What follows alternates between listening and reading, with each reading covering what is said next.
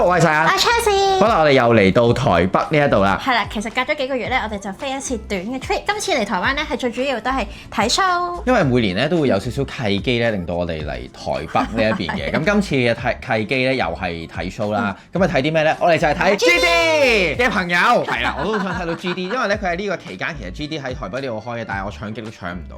但係咧其實我哋係一早咧就買咗另一隊 band 嘅飛嘅，就係叫做阿呆。點解話 GD 嘅 friend 咧？佢都係韓國嘅 band 嚟嘅。我哋一早就已經買定咗阿呆啦，咁啊咁啱見到有 GD 嘅期呢幾日啦，但係偏偏咧搶幾都搶唔到，咁啊冇計啦。咁今次咧我哋嚟台北咧，其實都係搭長榮啦，因為之前我哋搭過長榮，其實個 experience 都真係幾好嘅，老實講。因為師兄咧中意長榮嘅最主要原因咧，就真係佢哋個飛機餐係超級好食。咁我哋今日過嚟咧就係撞啱咧香港就紅色暴雨同埋黃色暴雨。本身我哋搭咧10點10分嘅班機嘅，咁就 delay 咗啲，咁樣去 boarding 嗰時已經 delay 咗半個鐘左右。上到機嗰時咧，因為天氣真係實在太差，又行雷閃電啊各樣嘢，咁所以又再 delay 咗半個鐘至9個字左右，前後大概個零鐘啦。同我哋本身 expect 咧嚟到台灣 check in 呢個時間咧唔係爭好遠，本身我哋係諗住2-3點嚟到左右，而家咧就係挨近4點鐘左右就嚟到酒店啦。咁唔知唔係因為而家咧，因為我哋而家今日係7月10號啦，咁係暑假嘅頭嚟嘅，咁所以咧人咧就唔算話真係非常之多嘅。同埋機票都唔係好貴，因為我哋都算係早機去晚機返咁樣啦，價格咧係1650蚊 per head，咁所以都 OK 啦，又唔使話搭廉航，跟住包晒所有嘢，又埋飛機餐。同埋留意翻咧，你如果做 online check in 嘅話咧，長榮佢係有一個 app 嘅，咁個 app 咧其實都係非常之方便嘅，我覺得。咁所以咧就用個 app 嚟到 online check in 係可以揀埋位啊，咁都非常好啦。同埋我覺得咧，我哋今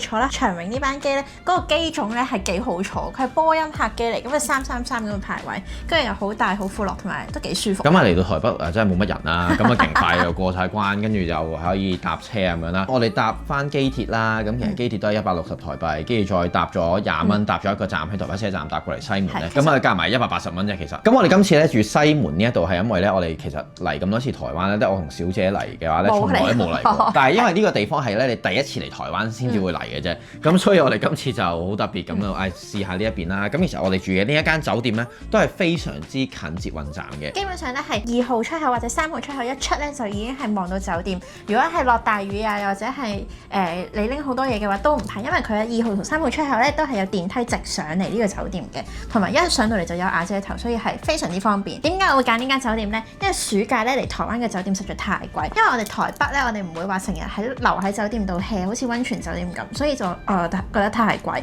咁結果咧就揀咗呢一間酒店。呢間酒店咧叫雙鐵 Grand Vista 啦，咁佢就喺呢個西門町，即係西門站嘅2、3號出口隔離嘅，即係一上嚟就會見到噶啦。咁你上到去咧，其實佢係比較日式嘅一間酒店嚟嘅，因為咧你喺 check in 嗰個位咧，其實係自己 check in 嘅，佢係要係啦。咁當然都會有朋友去幫你手啦，但係其實係非常之簡單嘅啫。咁我覺得。同埋嗰啲日用品啊，各樣嘢咧都係要自己喺酒店大堂嗰度拎嘅。但係留意翻咧，因為台灣個政府改咗規矩啦，咁所以咧佢哋係唔會提供牙刷嘅，牙刷咧就要自己買啦。咁其實都好方便，你 7-Eleven 啊、屈臣氏啊或者康士美都買得到牙刷。咁我哋而家咧啱啱咧嚟到呢間酒店啦，即刻咧睇一睇間房係咩料先。好，咁今次咧我哋嚟台北咧係5日4夜，咁我哋就 book 咗4晚住同一間酒店嘅。book 嘅話咧，我就喺佢哋官網嗰度 book，咁就係4700幾蚊港紙4晚喎。咁所以平均咧大約可能1100-1200蚊左右一晚，咁啊非常之 OK。咁因為我哋跨過咗禮拜5、6日啦，咁嗰幾日貴少少，咁所以就如果你平日嚟住嘅話咧，就會再平啲。同埋留意翻咧，你喺官網度 book 咧有唔同嘅優惠度或者折扣嘅。如果你官網 book 嘅話咧，你可以咧提早1個鐘頭 check in， 即係2點鐘 check in 啦，之後咧就可以再延遲1個鐘頭 check out 喎，即係12點鐘 check out。所以我都幾推介大家喺官網 book。我 book 咧本身係 book 精緻大床房嚟嘅，但係咧佢咧精緻大床房本身係呢啲房型嘅啫。咁但係佢 upgrade 咗我哋咧去1012號房號，呢個咧就係西門雙人房，咁就比較大少少啦，同埋個景觀咧真係 exactly 咧望住西門町咧係最繁華、最熱鬧嗰個位置。咁入到嚟咧，佢有個玄關，佢呢個房咧就唔係正方方嘅酒店嚟嘅，有少少你當係邊角落位咁樣，咁就有個幾大嘅衣櫃啦呢一個位，咁就我覺得衣架嘅數量都足夠嘅，同埋咧因為日系酒店咧都一定係有呢個可以噴嘅，係啦，咁呢個就可以消毒劑。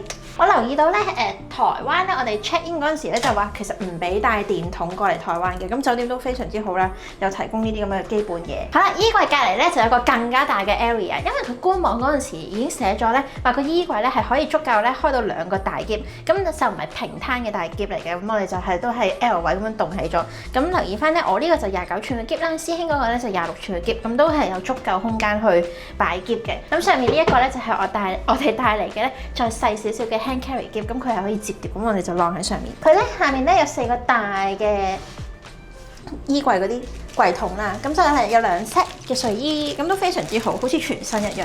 咁官網上面咧就寫2件式嘅，我哋就今晚可以試下着，咁就1人1 set。同埋佢哋呢度咧，除咗有自助洗衫機之外咧，都有提供洗衣服務，咁就係大家都係擺喺個袋度，跟住再寫紙，咁就可以交俾佢哋處理㗎啦。玄關位咧嗰邊就係衣櫃啦，跟住之後呢度咧就有個 coffee table。咁 coffee table 咧，我頭先有 check 咗咧，佢就係咧有2包烏龍茶，跟住就係2包嘅 drip coffee，咁都幾 OK 啦。呢個都係好日式嘅 setting 嚟嘅。同埋下面呢個位咧，呢個係一個空嘅櫃桶。咁你就可以擺啲杯麵啊，呢樣嗰樣做宵夜啦。呢個仲有個雪櫃，佢預先已經着咗㗎啦，咁但係都係吉嘅，咁所以可以我哋就落去行街嗰陣時咧，就係可以 stock up 定啲啤酒啊各樣嘢。日式酒店咧，咁當然咧係會有日式嘅免治馬桶，咁就係可以洗 pat pat 呢款廁所啦。個遙控器喺呢度，不過冇得攞出嚟嘅，呢個就係咁撳掣嘅。哦。係就係咁撳掣形式嘅呢個位。咁咧，同埋呢度有個位洗手，咁但係我覺得咧，佢如果呢度有塊鏡嘅話咧，就會更加之 perfect。接住落嚟就係我一個幾滿意嘅位置，就係沖涼。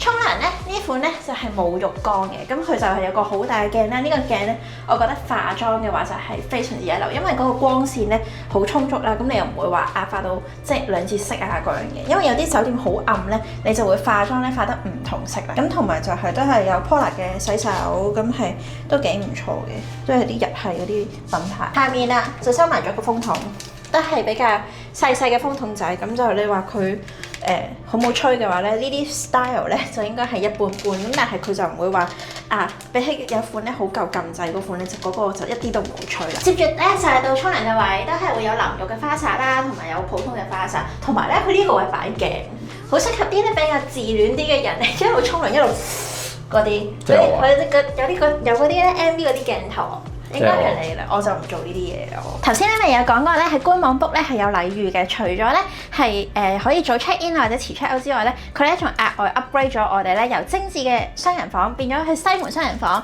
咁咧就 exactly 咧望住咧西門町咧最熱鬧個位。夜晚咧就應該會再熱鬧啲，因為我好耐年前咧第一次嚟台灣嗰時，有啲 busking 啊、街頭表演啊，全部都係集中喺呢個路口，同埋五光十色嘅話就應該非常之靚。咁奈何咧今日個天咧就真係麻麻地啦。之後呢邊就有個全新鏡啦，咁就可以照下鏡啊嗰樣嘢。床嘅話咧就佢唔係 king size 嘅床嚟嘅，呢個就係 queen size 嘅雙人床，坐落去咧都幾舒服，同埋咧我想講呢間酒店咧都係好 typical 嘅日系酒店，係非常之乾淨，你會揾唔到一粒塵。當然啦，佢日系酒店咧都會有空氣清新機，咁我哋都已經開着咗佢㗎。呢間咧係一間比較新少少嘅酒店啦，咁所以佢嘅插頭係非常之充足嘅。咁我哋睇下咧，佢咧床兩邊咧其實都有插頭嘅。首先呢一個咧，一定係本身台灣個扁頭啦，咁跟住佢有 USB 頭咧，又係好正咧。除咗 USB-A， 仲有 USB-C 嘅插頭。跟住隔離咧，亦都會有2個插頭啦，咁咧 Universal 嘅頭，同埋咧仲係有 USB 嘅插頭添，基本上係勁齊全。我想講咧呢個咁樣嘅 USB-C 嘅插頭咧，講緊係兩邊床咧都會有嘅，咁所以係勁正啦。呢度最吸引我覺得最讚嘅地方係咧，佢有呢一個噔噔，佢呢個咧叫做小美。咩啊？西啊，呢個叫係啦。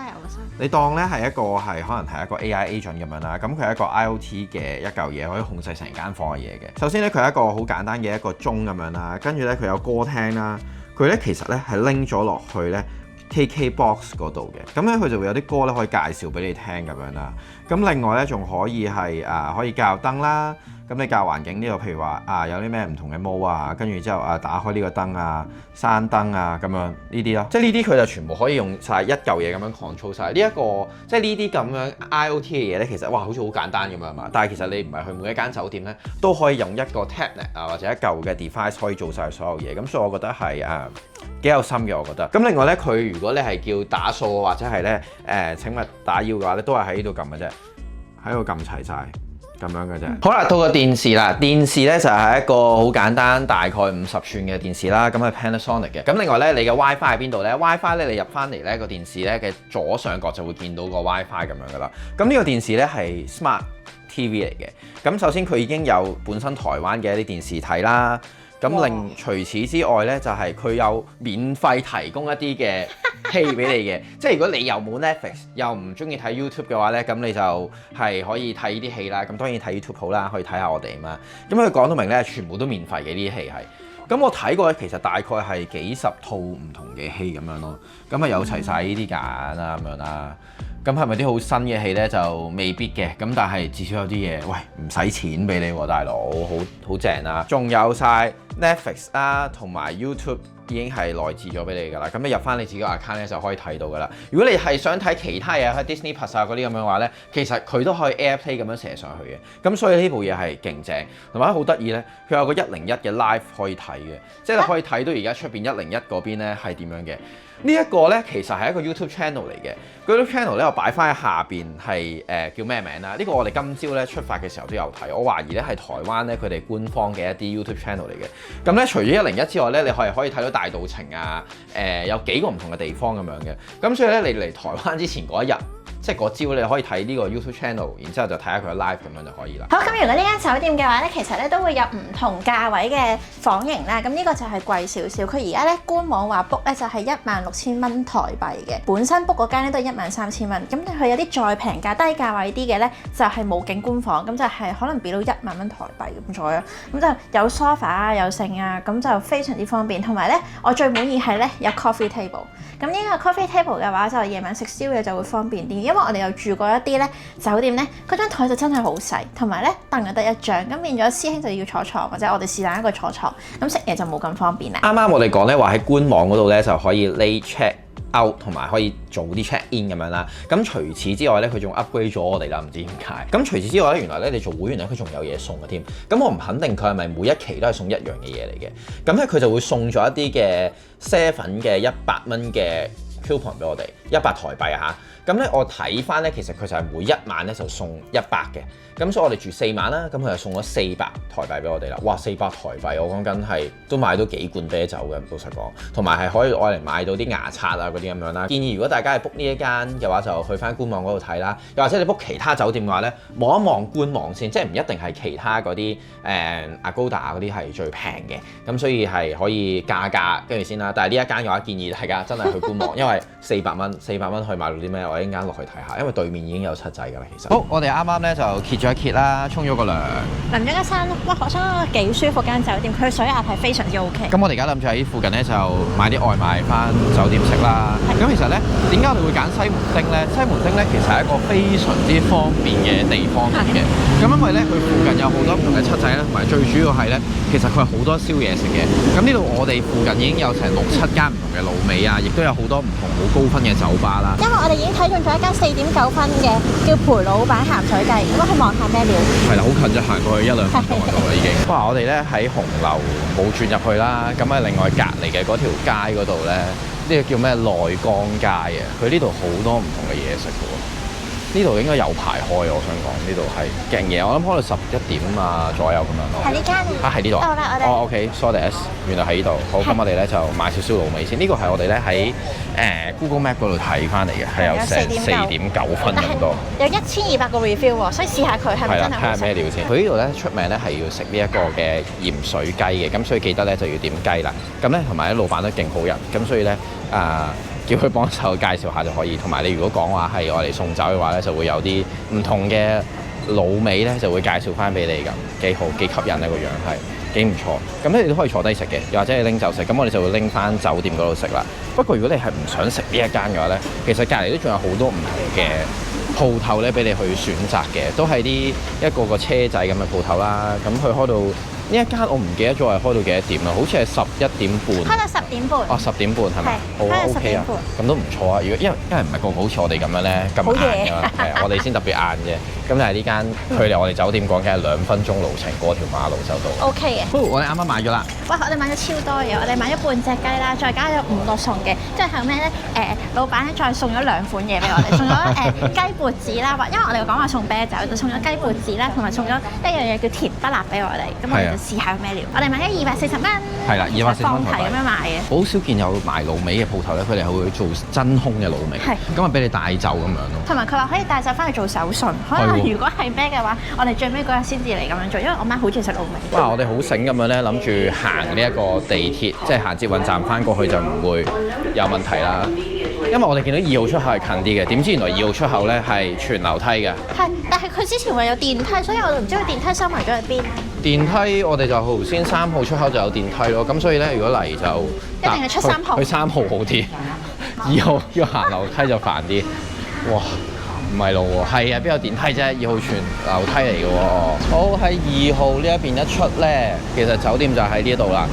咁隔離咧呢度就有一間七仔，其實除咗呢度之外咧，嗰邊咧仲有一間大少少嘅 7嘅。